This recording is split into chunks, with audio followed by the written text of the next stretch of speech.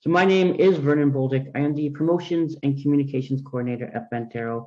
Before I begin, I want to do what is right, and I want to make a land acknowledgement. So Edmonton is located within Treaty 6 territory and within the Métis homelands in Métis Nation of Alberta, Region 4. We acknowledge this land as the traditional territories, traditional meeting grounds, gathering places, and traveling routes of many First Nations, such as the Cree, Dene, Nakota Sioux, Anishinaabe, Blackfoot, Métis, and Inuit. I was writing this and preparing it, and as I was doing this, I really started to hit me that, you know, our presentation is about culture, but the act of reading this and the act of when your organization or you read a land acknowledgement, you give that itself is an act of culture. And when we read this, we read about the traditional territories, traditional meeting grounds, the gathering places, the traveling routes. The words in here are based in culture. And our presentation is, as you're going to see, is based in culture and how important culture is. Culture is something that allows people to unite, to connect, to heal, but it also empowers people. And one thing that I've really taken from working on this presentation is figuring out and finding out just how important culture is. And we're going to talk about that, but I do want to, let's see, my slide is not wanting to move.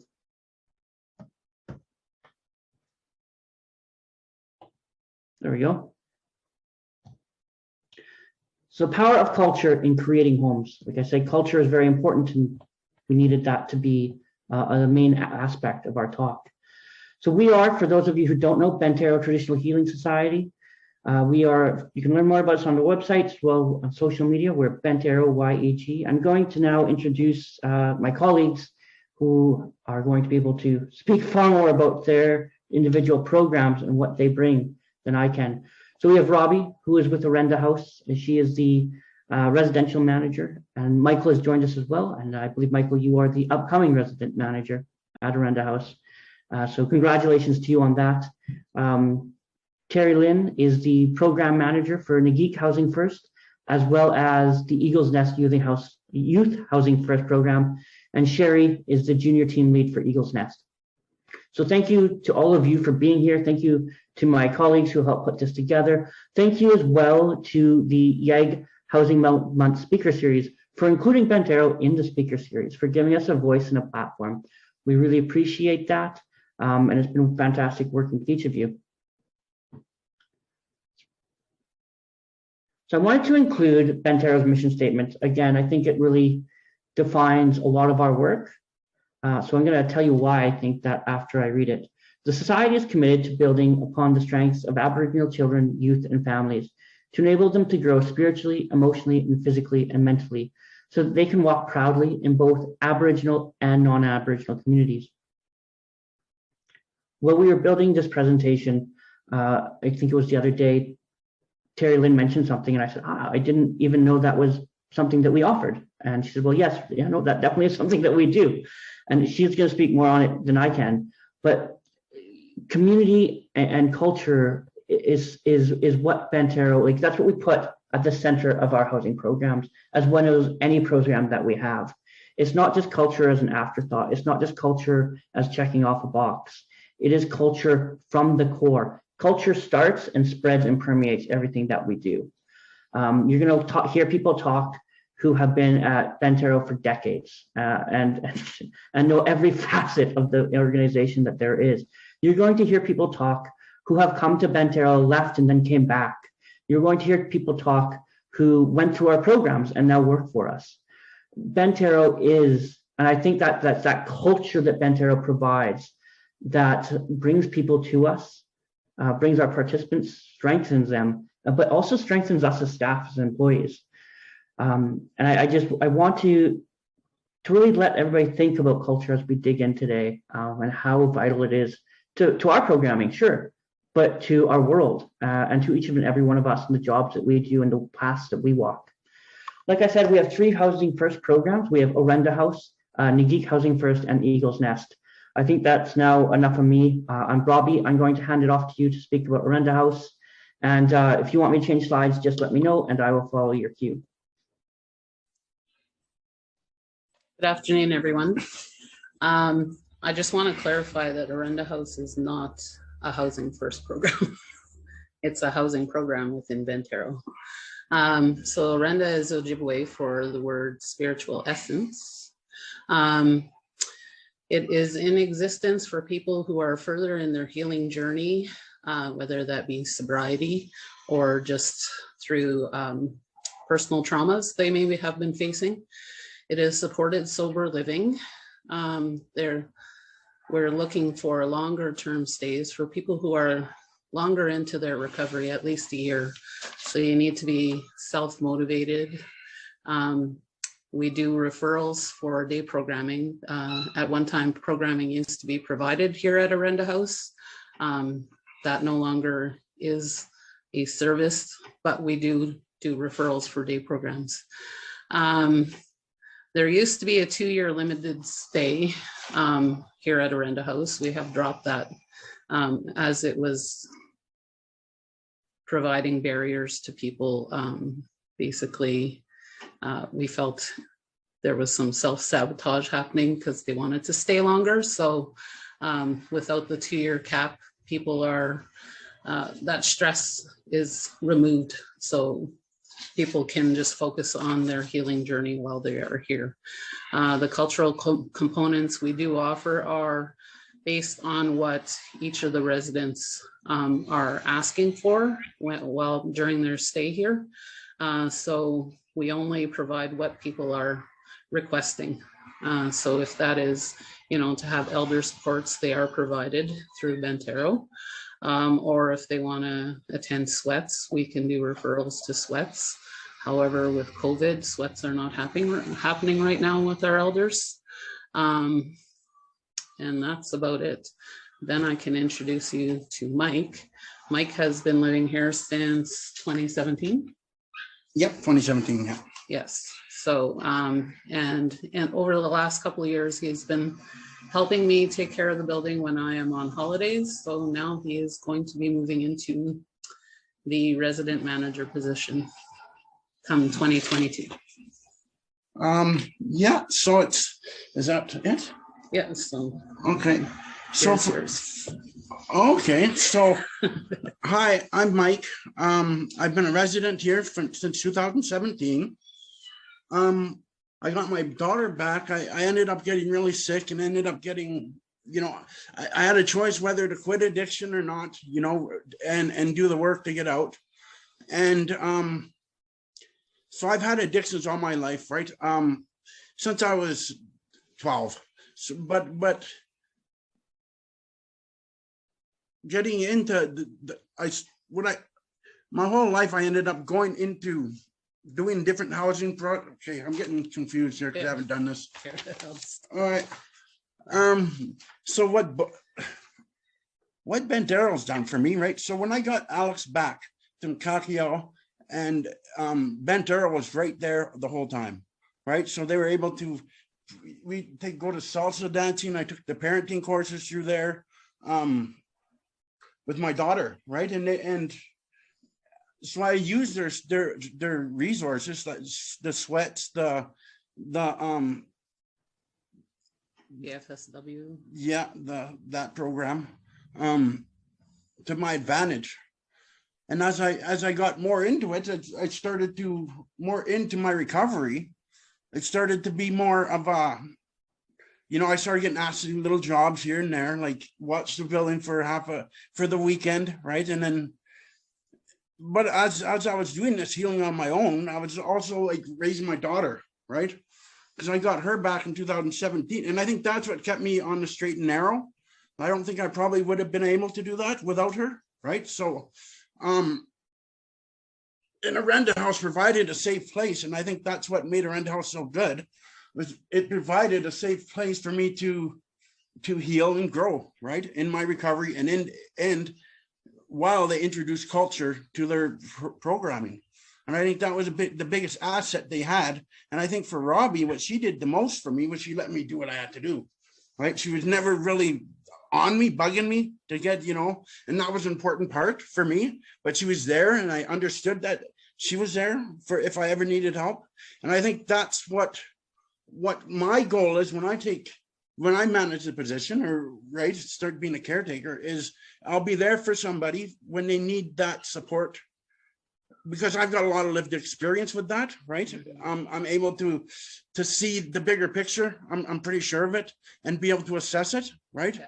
And I think that's a big part, and because I'm taking a social work program course right now, right? And I'm learning all about giving back and how culture is a main focus that we are lacking in from colonization, right? And being able to understand that, and for me, being able to understand where all my trauma came from, I had to look back into culture, right? And that's what I hope to put into Arenda House, implement those kind of teachings that I've learned with the program. And that's not going to be hard for me to do, because I kind of know, because I've been through it. I've gotten my kids back from PGO and raised them in a good way, right? Like, so that's for me, that's easy. Like, it's not, being a single parent's kind of tough, but it's not as hard as being in addiction. I'll tell you that, right? Yeah. I mean, for me, it's been, you know, I know I have to do the work. You can't just get away with not doing things to benefit your well-being, you know, like going to school. And for Alex, like, because I know she needs that kind of growth, emotional stability, psychological stability. She can't have somebody that's living in his past. I think that was my greatest asset, because I understood that from going to 12-step meetings, and I understood that a person living in their past always, and I can't say I got over it, but I'm saying I don't really complain about it. I think that's an important part for me. And I think that's my biggest asset, is patience and being able to see the bigger picture. Yeah. And so that's what I want to do with people that come into Arenda House, is not push them too much, but have a little bit of leeway. So if they, you know, and it is going to be a sober living, and that's pretty easy for me to see. I can see the bigger picture there. And if, you know, if you relapse once or twice, I'll let it go. But if you relapse over and there's problems, and I mean, you got to put your foot down, right? And that was a big part for me watching the building, because I seen certain people come in and out, and you know what they're doing, you know, and that was a little bit difficult at times. But I mean, I was able to. I would have handled it different. I probably would have threw them out, a few of them, right, without calling the cops, right? But you got to kind of, that's what you got to be, and that's the way your person. That's the way I think people need to be treated, right? Because addiction is just a symptom, and people people have to have patience to work through that. They need somebody to, and that's what I'm going to be good at with Arenda House. So, what else should I talk about? Because I wish I wasn't so nervous. I'd be able to get things out easier. But I think yeah. Sorry, Mike. I think you've really spoken well. I think you've spoken very well. And thank you. I know it's not easy. I know we asked you to. This is one of your first. So thank you. I think you're very well spoken, and I appreciate your time. I do think we have to let Cherie speak next, if that is all right with you. Okay. Yep. Unless you have anything else, I don't want to cut you off. I think it's very important. I think it's really important for people in recovery from anything to have supports from the government in place, like Jordan's principle, in that's implemented in all the decisions they make in. And I also feel with these kind of housing projects, they should have more funding go towards counseling for addictions and traumas. Yeah. But that's what I have to say. I can go on, but I think some people would like that. Thank you, Mike. Thank you. Cherie, we'll let you have the floor now. Hanse. My name is Cherie Potskin, and I am an Esqueo, which is a Cree woman from the Treaty 4 territory. So I come from Regina, Saskatchewan. I was born and raised till about I was 13 years old, and then I moved here. So I too was part of the Bent Arrow journey. Way back in 2006, I was actually a resident of Arenda House as well. it was really different back then. To get into the program, there was a lot of, you had to meet with, because there was so much wraparound services then within the program.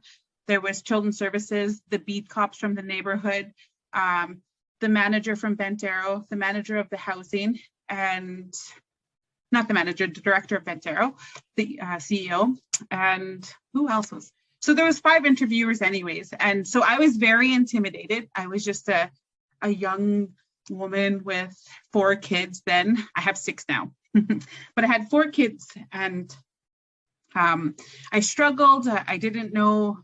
I struggled a lot with the intergenerational trauma. I was not aware of things that, that I went through. I didn't know how to parent. I thought that, my parenting was great. I didn't know that alcohol was not supposed to be a part of your home. And I was not aware of that. And because it was just a part of who we were growing up and being around families and stuff and people. And that's just what I learned as I grew. So for many years, I played a victim of everything and anyone around me. Then I got into Arenda House, and with the support, I was able to really start working on myself. I suffered from fear of abandonment, fear of rejection, guilt and shame. So there was just so much trauma, so much stuff that was within me, and I didn't know what to do or how to deal with it. And after going to counseling while I was in Arenda House and taking part in their programming and the things that they offered. So after many months of counseling, I started to realize that I'm not a victim, that I was a survivor, that I am now a survivor of my past, a survivor of things that I was unaware of that affected me and my children in our journey. Of what we were raised in and what I was raised in and what I actually started to raise my children in the past. I started to forgive myself, my family, and my friends. But most importantly, the one person I had to forgive was myself. And that was the toughest part, is because we at times are our worst enemies and the worst person for ourselves when we're not in a good space.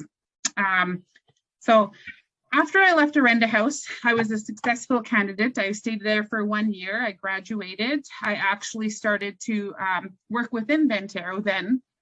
I got a job in the group homes. Things were going well. I was, advancing quick. I was part-time at the group homes. I had another full-time position.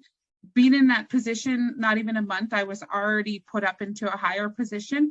And I thought it was amazing. It was so great. It felt so great. And, I just thought I was doing so well. But then I realized that I didn't reach out to my supports. I thought, I'm fine. Things are good. And I didn't know how to be successful. I didn't know how to have people acknowledge me for the work that I was doing in a positive way. For myself, I all thought, they're just, they're talking about me, they're just lying. Like, why can't they be truthful with me? And, the things I need to work on. And it was none of that. And so I wasn't sure. I didn't know how to be successful. And that's when I learned about self-sabotage. I needed to go back to the chaos that I knew, the life that I lived, the constant stuff like being broken around me, and that means just like in general chaos. And then I ended up falling back into my old ways. My husband now, who was my boyfriend back then, actually kept the 4 kids after that. We separated for about a year. And it was very tough. It was very tough. I was absolutely homeless. I've never been in that state in my life, and to be able to see where I was and where I came and how far I worked on myself, I knew I still had those skills. I knew that the work that I did and everything that happened was still there, and I just had to refocus and find myself. So that's what I did. In June of 2008, I put down the bottle, I put down the cigarettes, and I put everything down. And I said, this day forward, I will not look back on the things that kept me to who I was, because this is not who I am. I am not a mother that doesn't have my babies. I am not somebody who, can be just forgotten about. And So I made that change, and that was the hardest decision because I thought that that was a good life. I thought having those addictions, having those, because you have so many people around you when you're in that addictive state, you just think that things are great. Look at all these friends I have. And then when you stop, that's when the real work happens because you don't have people around you. And that's I had to do on my own. So I didn't know how to handle the success, but I learned. So I went to treatment in 2008. I gave up everything. I walked away from everything that I knew, everything that I thought was who I was at that time, and said, I will leave it here and move forward. I will no longer hold my past shames, hold my guilt of everything that I held on to.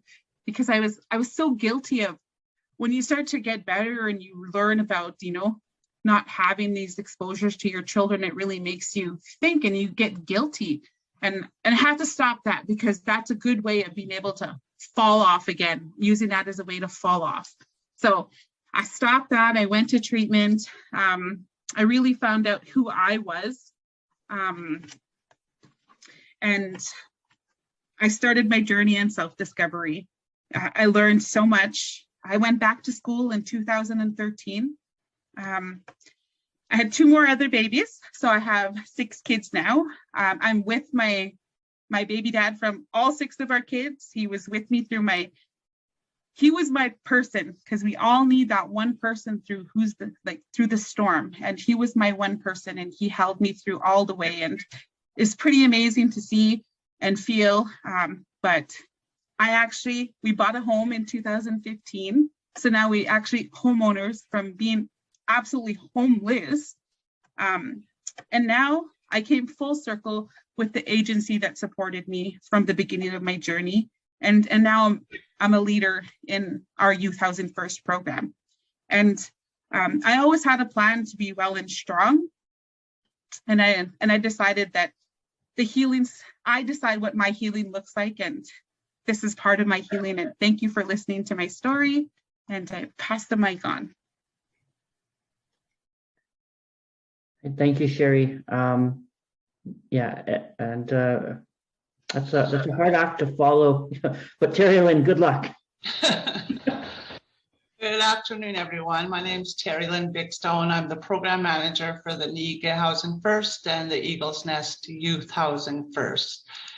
NEGA is a Cree word that translates to our home. NEGA is an adult Indigenous housing program that offers intense case management supports from our follow-up support workers who walk with the participants in their journey towards housing and achieving personal goals. Eagle's Nest is youth focused. We provide services to Indigenous youth between the ages of 16 to 24 who are homeless or at risk of becoming homeless. I wanted to just touch base a little bit on how to get into one of these programs. We go by a pre-screen process. The first step would be to have a pre-screen completed. Bent Arrow, as well as many other agencies, can assist in the pre-screen process, such as Boyle Street, Bissell, YMCA, Native Counseling, and Homeward Trust are some of the locations. If the pre-screen determines you are eligible, then we would forward the pre-screen to Homeward Trust, and they would select participants based on urgency and forward their file to a Housing First team that would best suit the participant. If the participant indicates they are Indigenous, then they most likely would come to Bent Arrow or Native Counseling. What makes these projects unique is having a trauma support worker, a peer support worker, and a cultural support worker. The cultural worker provides services such as blessing the home, providing medicines such as sweetgrass, rat root, smudge. We also take our participants to ceremonies, sweats, sharing circles. And if our participants want more support, we also provide any belief structure, even as such as finding a church. The cultural worker also assists in cultural activities such as moccasin making, drum making, beading classes. The cultural engagement has attributed to some of the successes in our participants with some amazing success stories, having someone walk beside them in their journeys and supporting and guiding them and not giving up on is the primary foundation of our Housing First teams. Both of these teams fall under the Housing First initiative by Homer Trust. I think that's about it in a nutshell. Back to you, Vernon. Thanks, Cherie Lynn. So the two other group homes that we have, these both require placements from Children's Services. We have Esqueo House as well as Kokamish House. As Cherie alluded to earlier, Esqueo is Cree for woman. Kokamish is Ojibwe for grandmother. So Esqueo is it's a house for pregnant and parenting teens. Kokamish is a assisted youth 12 to 18 for who are transitioning into independent living. So I just wanted to bring up those two other homes. I know we've gone on for, actually I think we've talked longer than we thought we would, which is fantastic, because we were also worried we wouldn't make a good time. We were with 10 minutes and done, but we've done fantastic. And both to Mike and to Cherie, it's been, your stories are very powerful. And like, I don't know if that was your daughter there or not, but she looks, you all looked very happy and it was beautiful. So I think everyone, that's it from our presentation. Again, we are Bentero. Our website is bentero.ca. If you want to contact any of the presenters with questions about their programs, emails are there. Again, please follow us on social media if you don't already. We're very active. We have a lot of posts. And now I'm going to get to your questions here. So I'm going to stop sharing my screen so you can see people. And let's bring up the questions. So give me one moment.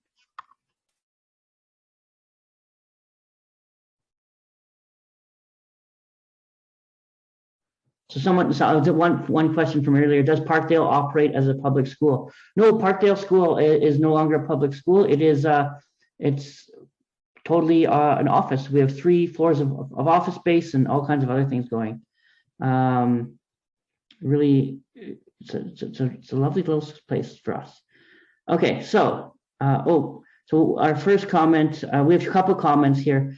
From Scarlett, as well as Melanie, they both said thank you to Mike, and they really thought you did an awesome job in your presentation.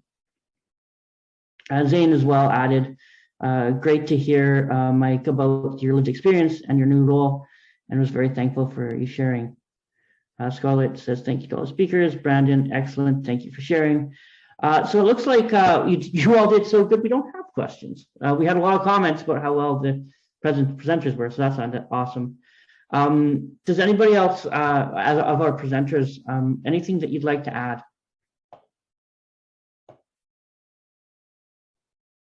No? Okay. Well, if that's the case, everyone, oh, go ahead. There is a question there. Is there? Joshua. Yeah. Oh, sorry, Joshua. I just did that. Okay. How has the pandemic impacted our ability to operate housing programs and offer Housing First services? Who wants to take that one? For us, we had we had people going around spraying the door handles. We were wiping down the door handle quite a bit. I was really vigilant on not having, and so I was always wiping the washer and dryer with, more than often, because it was such a scary thing at first. But we handled it good, right? Yeah, here we did, yeah. No transmission at Arenda House. Yeah, and that's another big one that. Cherie, Lynn, or Cherie, did you want to talk about either Eagle's Nest or Nikki? We followed, protocol by, giving our participants, gloves and masks, and we still have to continue with our weekly visits with our clients, but just making sure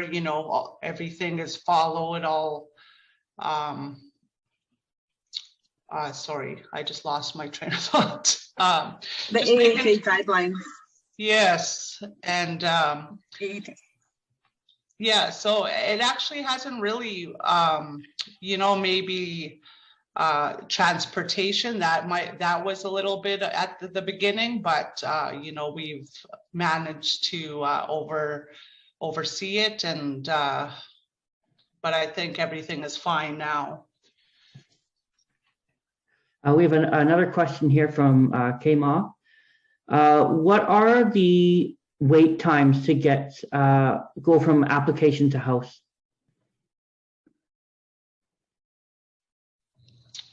I would not know that. That would be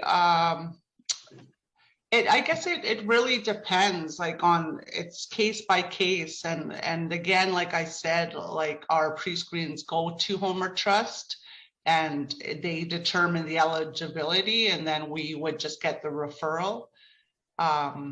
So I'm not able to answer that right now, but it also depends on the client's interaction and work as well. So it's what they put in. If they want to be housed and they want to do, then they'll make sure that they're taking part and following through with the meetings and appointments and viewings. And so it can be right away if they're really engaged, or it could be a slow process depending on which barriers are in place or what we have to work through. So yeah, there's no set time limit on it.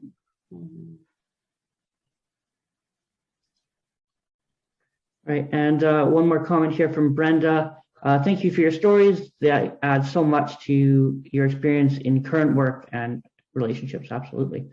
Do you accept, there's another question here from Lisa, do you accept referrals, pre-screens from other housing programs if there might be a fit?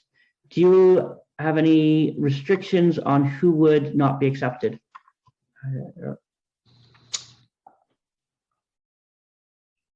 Again, that's another Homer Trust question. However, we have, we've done transfers from other housing programs to ours. We've had clients at YMCA and they wanted more Indigenous culture, so we've taken the referral over. Yeah, so that would be.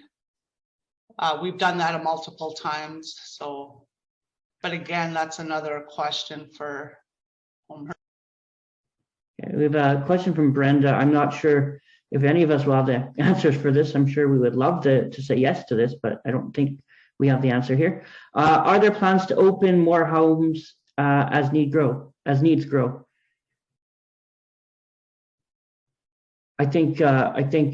don't know if we, Terry, Lynn, or Robbie or Cherie, if you have an answer for that. I'm not sure what we mean by open more homes, like more group homes or our apartments for our clients. Because how we find the housing for our clients is our housing outreach workers goes into the community and they just look. All properties are available, private landlords. So whoever they can. So. Bent Arrow is always growing, so I'm sure there'll be more things to come in the future. Yeah, absolutely. Yeah. If that, I don't know, sure, Lisa, if you have any, I saw you raise your hand. If you want to type in the text question, if you want any clarification there. Next, we have. Sorry, as you type in questions, they bump the other ones and I lose my spot. So that's what we find here.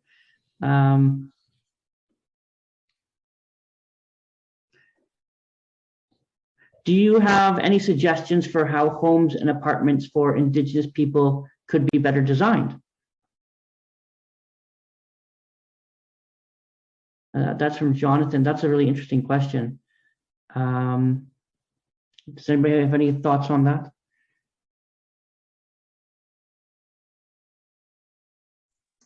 Are you talking to us, Terry?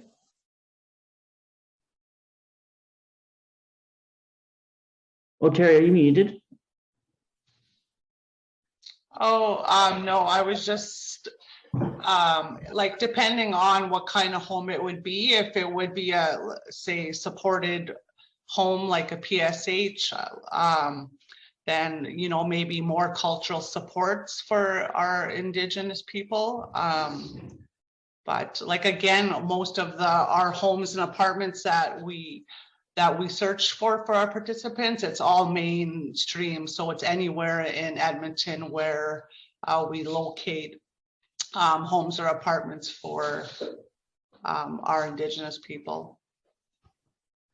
And we have a follow-up, Cherie, to your one response. Are there any particular barriers that are more difficult to house?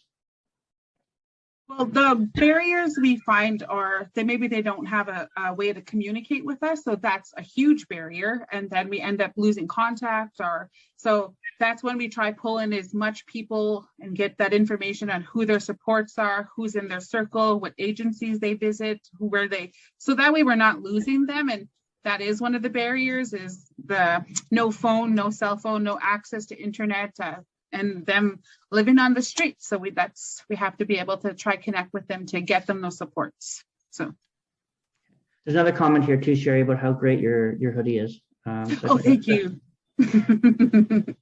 Again, design 49 for anybody who's interested. We'll show 49 design. 49. Wow. Yeah. Okay. All right. Next. Here's I don't have the answer for this. I don't know. Maybe one of you will. Do people need to be vaccinated to live in the homes right now? No. For Arenda House, no. However, to get into our buildings, you need to be vaccinated. So the interview part might be set up differently.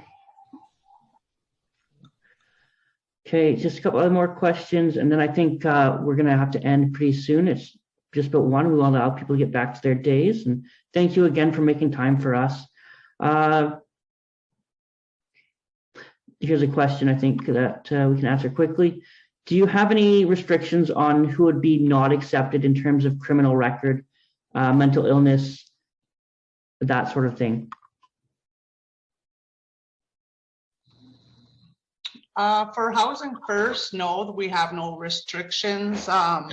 Bent Arrow, we're one of the ICM teams, so we work with intense case management. So like the majority of our participants, you know, come with like several barriers, and you know, it's our job to, you know, try and mitigate those before they graduate out of our program. Robbie, did you? Or Arenda House, because it is a family building, there may be some records that would be not accepted. Okay.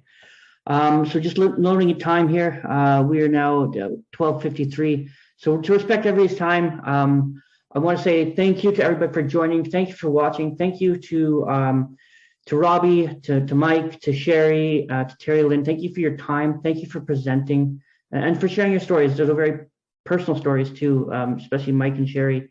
I don't want that to go unnoticed and unthanked. Thank you. It honors us to hear that. And I hope we can hear that well with our ears. I want to let everybody know this YEG Housing Speaker Series continues on November 26th. That's tomorrow. Is Home Ed. They are going to be discussing mixed income housing. And November 30th, you have Yes. They will be talking about how client-led services changes frontline dynamics. So if you've enjoyed the speaker series up until now, I highly recommend on the 26th or the 30th. If you go to our YEG Housing Month website, you can register there or on Eventbrite. Thank you, everyone, for coming. Thank you for your time. Have a wonderful rest of your day. Please stay safe if you're driving, and we will see you at the next time we see you. Thank you so much.